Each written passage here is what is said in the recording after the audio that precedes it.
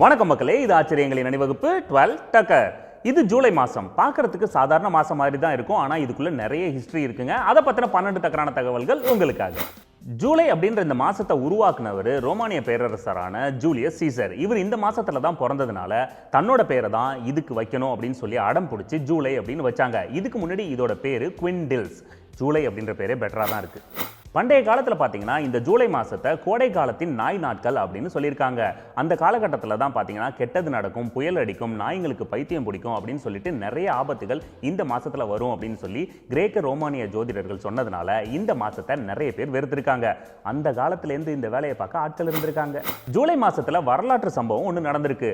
நாய் கடிச்சா வர ராபிஸ் நோய்க்கு தடுப்பூசியை அந்த மாதம் தான் பிரான்ஸ் நாட்டை சேர்ந்த டாக்டர் லூயிஸ் பாஸ்டர்யூர் அப்படின்றவர் 1885ல கண்டுபிடிச்சாரு.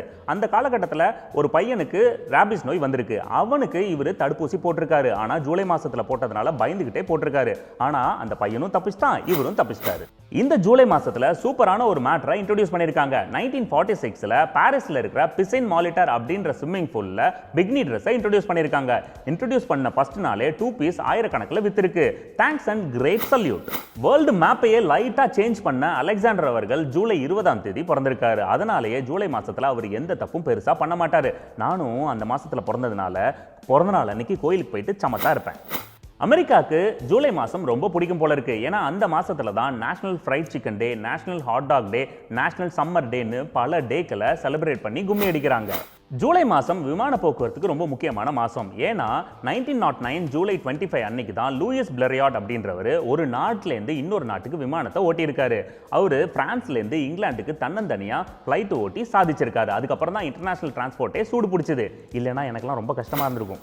ஜூலை 12, 1943 இந்த நாள் உலகத்துக்கே ரொம்ப முக்கியமான நாள். ஏன்னா அந்த அன்னைக்கு தான் ஜெர்மனிக்கும் ரஷ்யாவுக்கும் டேங்கர்கள் வச்சு போர் நடத்தின நாள்.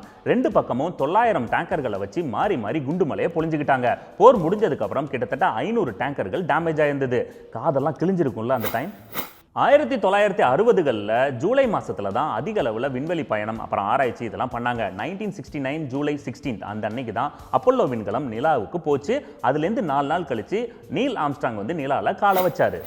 ஜூலை மாதம் ஆக்கப்பூர்வமானது மட்டும் இல்லைங்க, கருப்பு நாளாகவும் இருந்திருக்கு. 1945ல மெக்சிகோவில் இருக்கிற ஆலமோகோர்டோ ஏரியாவில் அட்டாமிக் பாம் வெடிச்சு பெரிய சேதத்தை ஏற்படுத்தியிருக்கு. So sad. நீங்க உலகத்தோட வடக்கு அரைகோள பகுதியில் இருந்தீங்கன்னா உங்களுக்கு ஜூலை மாதம் கண்டிப்பா பிடிக்காது. ஏன்னா அந்த மாசத்துல தான் மிக மிக உக்கிரமான அதிகமா வெயில் காலமா அங்க இருக்கும். பெல்ஜியம், கனடா உட்பட பல நாடுகள் அந்த ஏரியால இருக்கு. அட போங்கயா, எங்க ஊர்ல வருஷம் முழுக்க அப்படிதான் இருக்கும். பல ஹிஸ்டாரிக்கல் அக்கேஷனுக்கு மட்டும் இல்லாமல் பல ஜங்க் ஃபுட்டுகளுக்கு ஜூலை மாதம் தான் பர்த் மந்த்து.